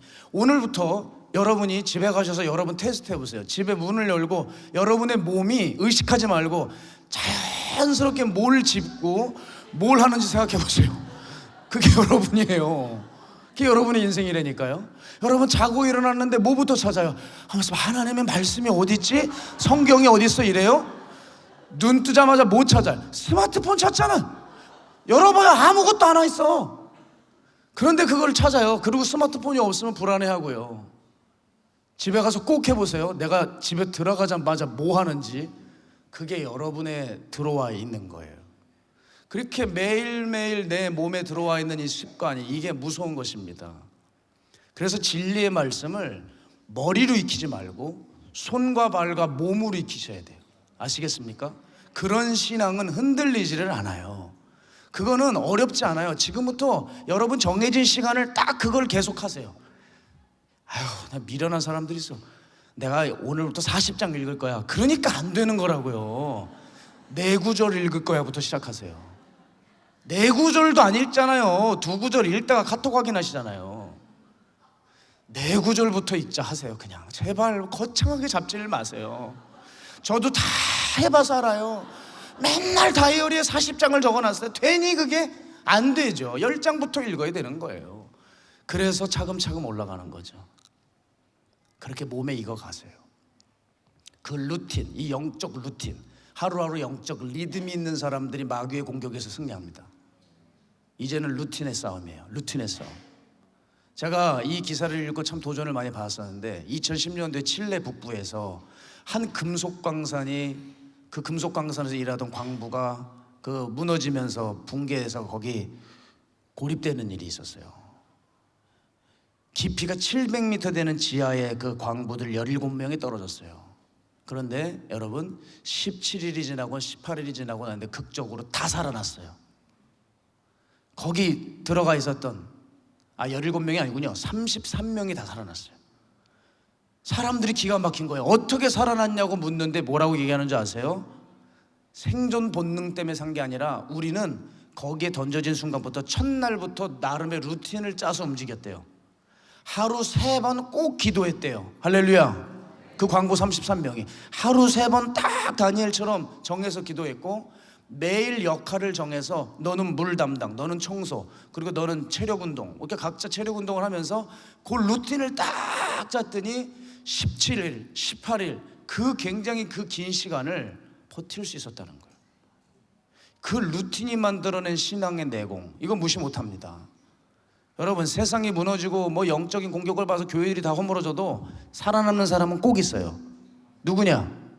복음이 속 사람에 새겨진 사람, 귀를 듣는 게 아니라 속 사람에 새겨진 사람, 매일매일 말씀으로 훈련해온 사람, 내면의 근육이 길러진 사람, 이 사람은 살아남습니다. 삼손 보세요. 외형적으로는 우락부락할 수 있고 힘이 있을지 모르겠지만 내면의 힘을 기르지 못했잖아요. 그래서 그는 망한 거예요. 하지만 결단과 순종이 있는 신앙을 훈련하면, 오전에도 말씀드렸지만 작은 신앙을 쌓는 훈련과 결단이 쌓여지면 흔들릴 수가 없습니다, 여러분. 그런 의미에서 제 친구가 떠올라요. 제 친구는 정말 지금 이렇게 말할 수 있어요. 이 친구는 저보다 더 목회자 같고, 이 친구는 정말 하나님의 사람이 되었고, 제가 어디서든 자신 있게 얘기할 수 있어요. 하나님의 사람이다. 자꾸 누구를 간증을 하는데 그 간증이 무력해지는 때가 있어요. 뭔 얘기냐? 죄를 져요. 간증을 기껏 해줬는데 그럼 그걸 내려야 되나 지워야 되나 이런 생각에 빠지거든요. 이 친구는 하나님을 만난 이후부터 지금까지 갈수록 증상이 심각해져요. 아내가 먼저 예수님을 잘 믿었는데 이제 아내가 이 남편의 신앙을 따라갈 수가 없어서 스트레스예요. 아내가 남편이 너무 예수님스러워져서 스트레스를 받고 있어요. 제가 이 친구 얘기를 들으면 처음엔 되게 귀찮았거든요. 이제는 멍해져요. 멍해진다고요. 맨날 전화하는 거예요. 하나님도 안 나서 뜨거우니까 맨날 전화해서 임 목사 이거 어떻게 해야 돼? 저거 어떻게 해야 돼? 너무 힘든 거예요. 그런데 이제는 전화를 걸면, 그 얘기를 들면, 야 이게 뭐야? 이게 지금 무슨 이야기야 이게? 멍하니 듣게 돼요. 여러분, 이 친구의 출발은 이래요. 이 친구만큼은 거듭나지 못할 거라고 저는 생각했어요. 세상을 좋아했으니까. 그런데 얘가 교회를 다니면서 하나님하고 딜을 해요. 교회를 다니는데 그 하나님을 만나지가 않는 거죠. 그때 교회 수련회가 있었어요. 가서 얘가 하나님하고 딜을 해요. 하나님, 내가 노력해도 하나님 안 만나주시는데 내가 이제부터 딱 이 3박 4일 동안만 노력하고 끝내겠습니다. 나 이 3일 동안 하나님 앞에 부르짖을 텐데 저를 만나주십시오. 근데 만약에 안 만나주시면 교회는 나가드리지만 내가 하나님은 계시지 않는다고 생각하고 다시는 기도도 하지 않고 살겠습니다. 그래도 교회는 나가겠다는 제안을 한 걸 보면 그래도 조금 낫긴 해요. 교회는 나가드리겠습니다. 근데 내가 더 이상은 아무것도 안 하겠습니다. 수련회에 들어갔습니다. 첫째 날 부르짖었는데 아무 일도 없어요. 둘째 날 아무 일도 없어요. 마지막 날, 우린 마지막 날에 큰 의미를 두죠. 청소년들은 이 마지막 날 방언을 받으면 집회가 성공했다고 생각해요. 그리고 개판으로 살면서 어쨌든 마지막 날이 됐어요. 마지막 날 열심히 했는데 역시 못 만났어요. 얼마나 마음에 얘가 시험이 들었는지 끝나자마자 집으로 와가지고 그 가방을 패대기 치고 책상에 그냥 허망해져 탁 시리에 빠져서 앉아 있었습니다. 그러면서 얘기한 겁니다. 나 이제 하나님 안 찾아요. 내가 얘기했죠. 내가 이렇게 최선을 다했는데 날 안 만나줘요. 나 하나님 이제 없는 걸로 알 거예요. 근데 이러고 봤는데 책상에 성경이 이렇게 있더랍니다. 성경이 자꾸 눈에 가더래요. 이렇게 오늘만 읽어야지. 그 성경을 집었대요. 그리고 딱 폈는데 마태복음 5장 탈복이 나왔대요. 그래서 그냥 이렇게 아무 생각 없이 읽는데 놀라운 일이 벌어졌대요. 갑자기 그 순간 찰나라 설명을 할 수 없는데 그 성경 말씀이 빛처럼 번쩍하면서 자기 심령으로 가슴으로 툭 들어가더래요. 그 팔복의 말씀이 번쩍하면서 자기 안에 들어오는데 갑자기 막 눈물이 나기 시작하고 막 마음이 뜨거워서 견디지 못해서 그 밤에 저한테 전화를 한 거예요. 나 지금 하나님의 말씀이 진짜 살아있고 활력이 있어. 야, 이게 내 가슴으로 들어가 버렸어. 야, 나 이거 어떡하지? 임 목사야, 나 이거 어떻게 해야 되냐? 난리가 난 거야, 난리가. 저는 이 증상이 이제 시간이 지나면 제가 늘 봐왔듯이 체험을 한 후에 1년 뒤면 다 사그라들어 버려요. 이 친구는 그때부터 완전히 달라지기 시작하는데,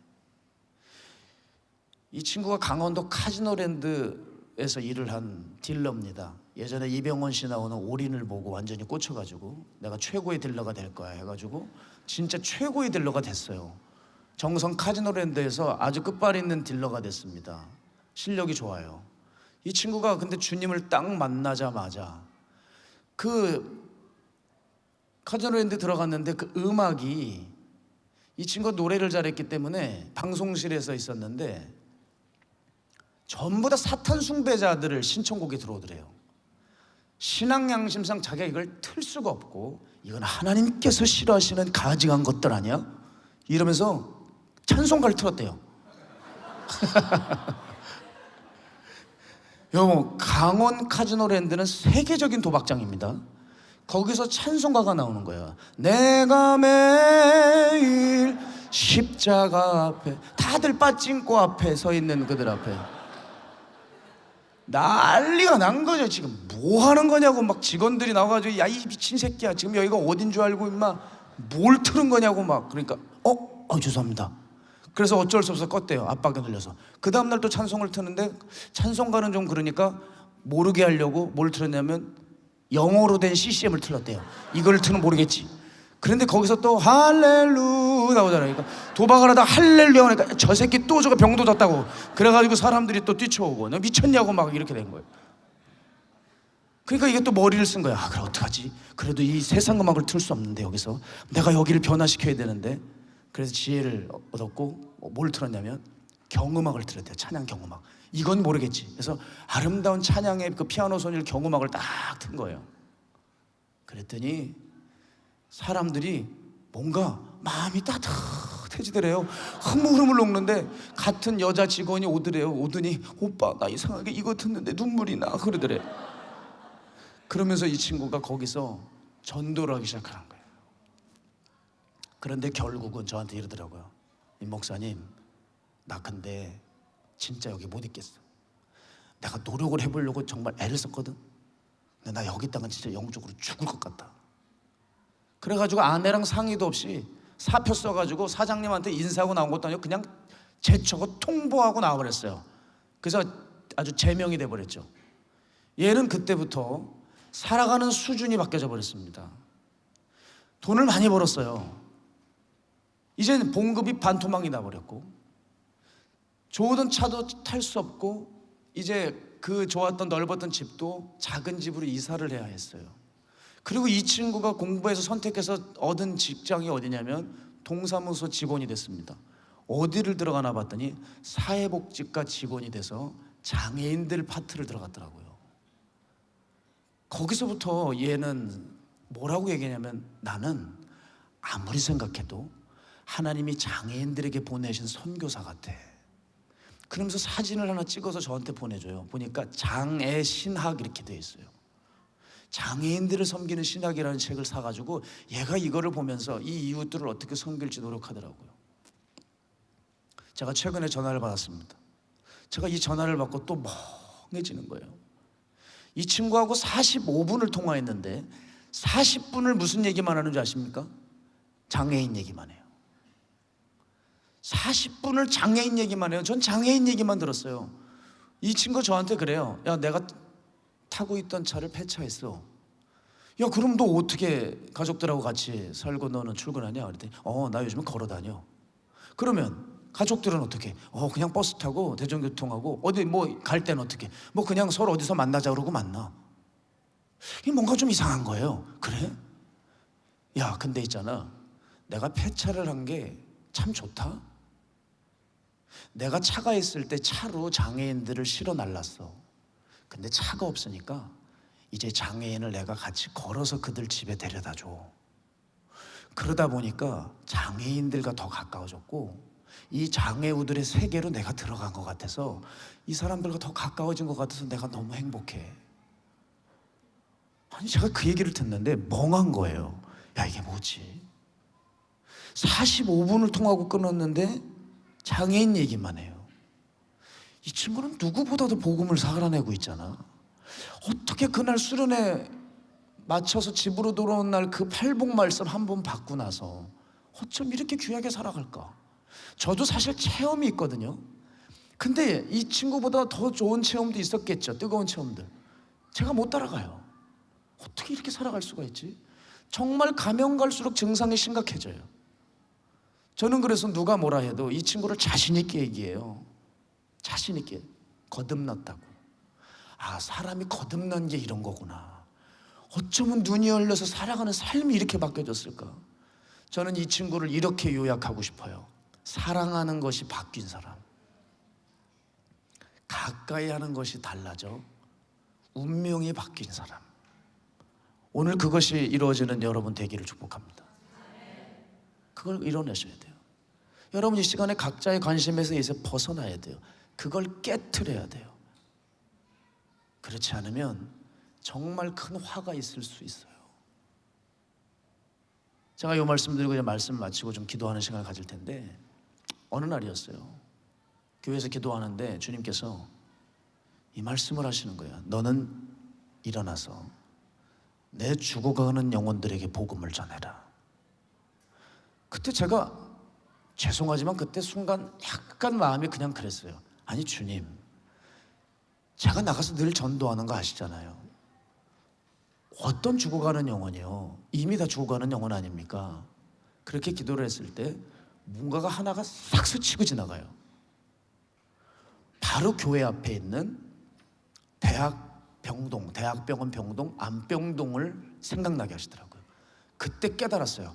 아, 말 그대로 죽어가는 그 사람들에게 복음을 전하라는 거구나. 제가 그때부터 이제 일어나서 그 말씀을 받고 깊이 깨닫자 일어나서 저 대학병동으로 갔습니다.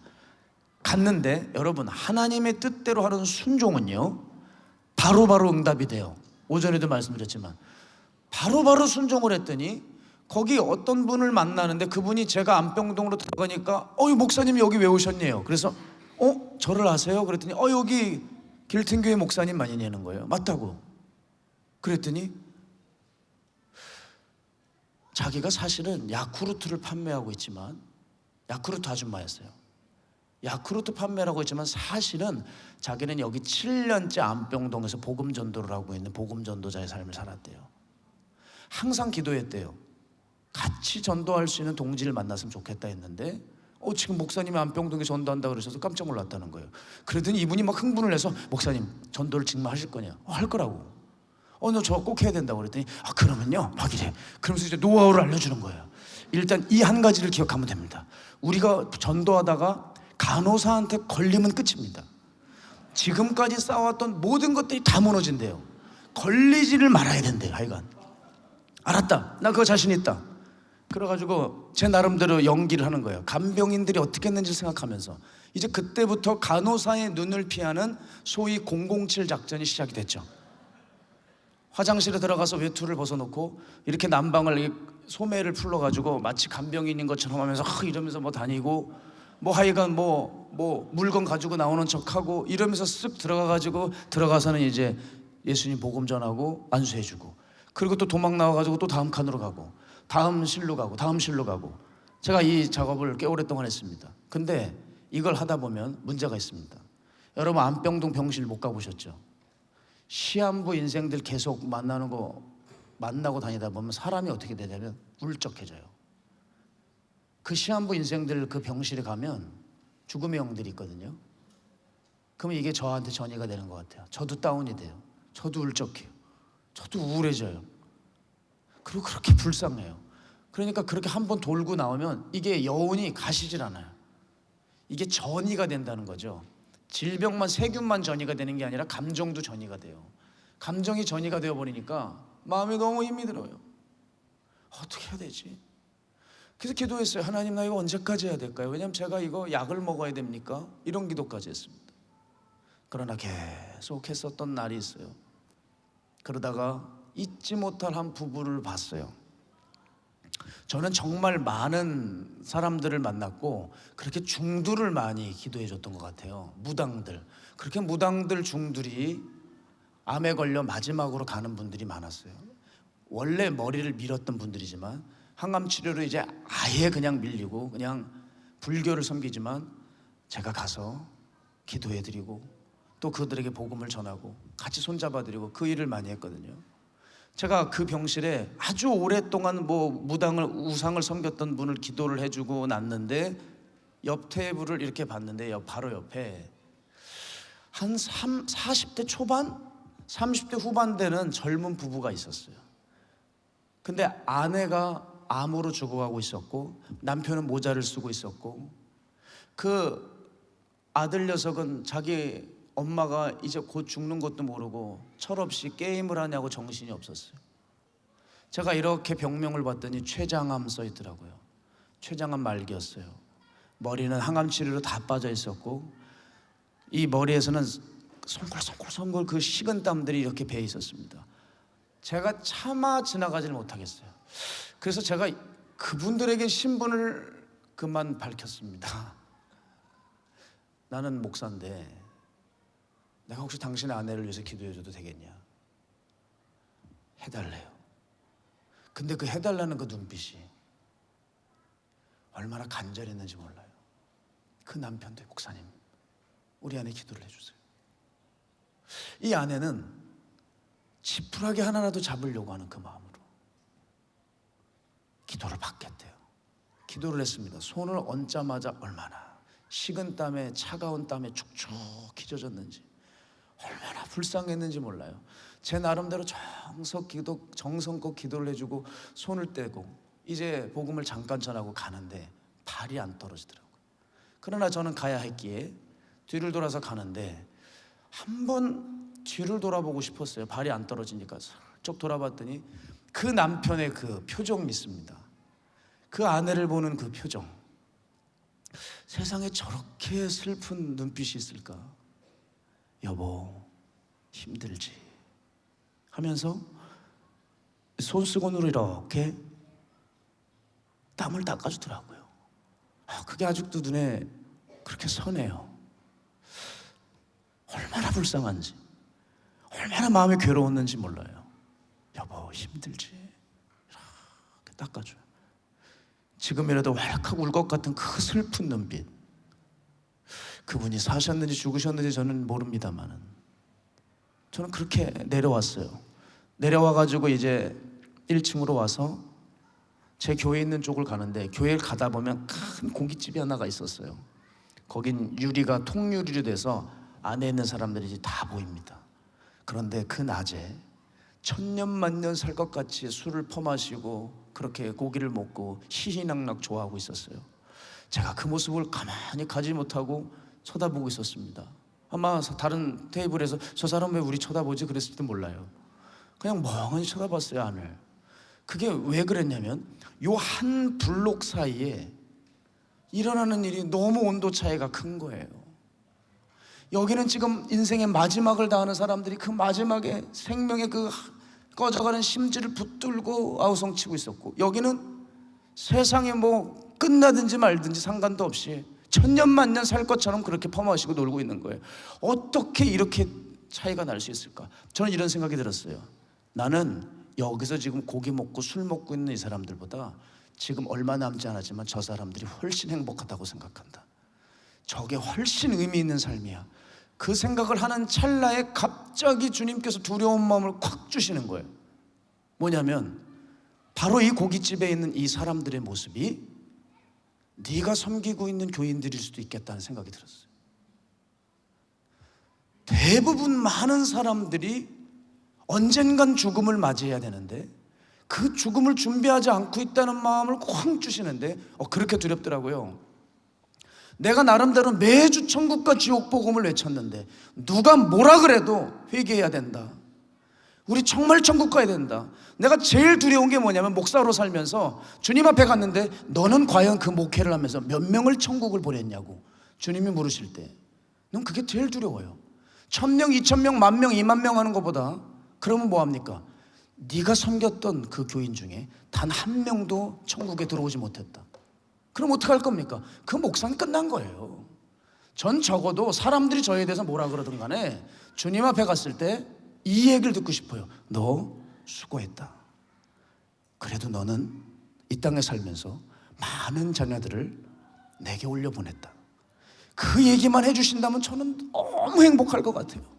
내가 수없이 천국과 지옥에 대해서 외쳤는데 야, 만약에 우리 교인들이 지옥을 가면 어떡하지? 그렇게 두렵더라고요. 정말 두려웠어요. 아직도 기억해요. 바닥에 고개를 떨군 채 그 보도블록을 보면서 교회를 힘들게 들어왔습니다. 사랑하는 여러분, 이거예요. 여러분, 우리 정말 구원받았는지 확인해야 돼요. 아마 하나님께서 오늘 저를 이곳에 보내신 이유는 하나일 거예요. 이들은 아마 자기가 천국에 갈 거라고 생각하고 있다.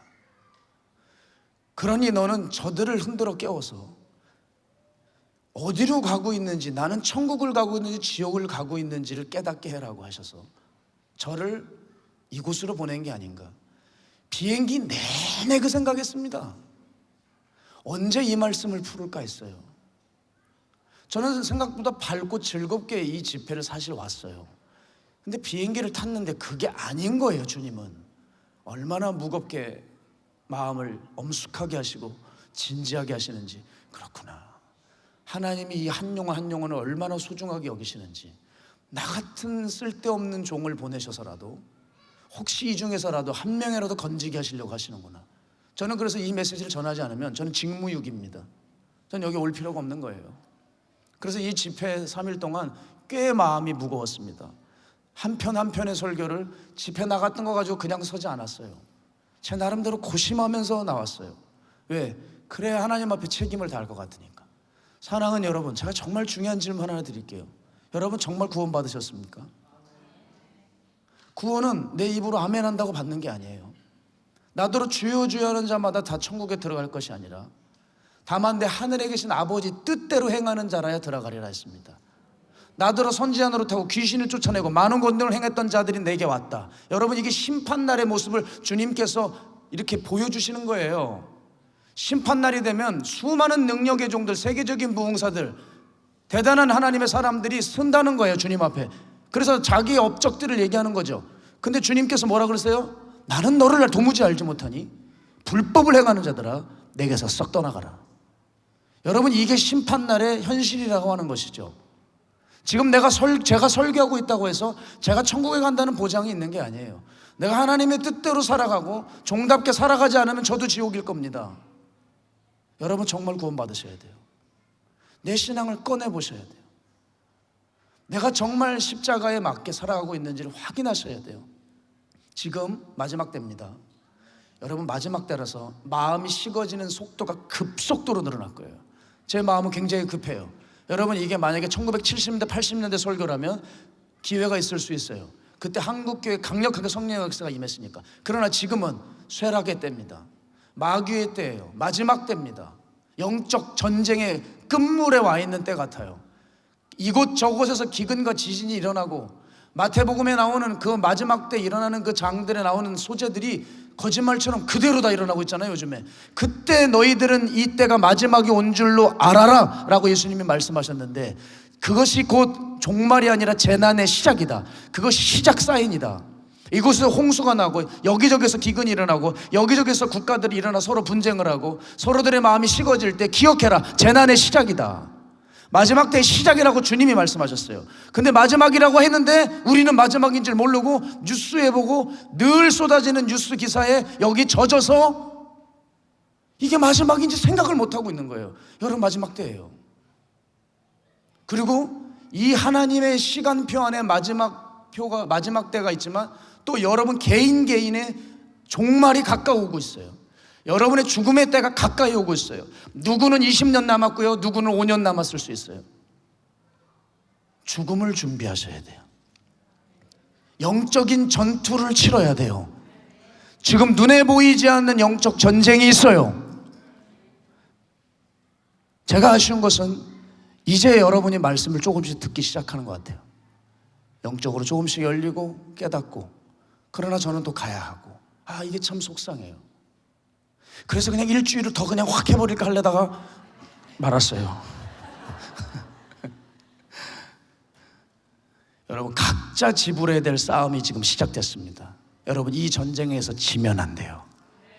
이 전쟁이 지루하고 길고 피곤할 수 있어요. 이때 집중력이 꺾이면 안 됩니다. 저는 우리 교인들에게 항상 이 이야기를 해요. 이때는 마지막 때고 전쟁의 때니 군인의 마음이 필요하다. 이제는 뭐 하나님의 사랑받는 자녀 이런 얘기 하지 말고 그리스도의 좋은 군사가 돼야 될 때다. 지금은 그런 때다.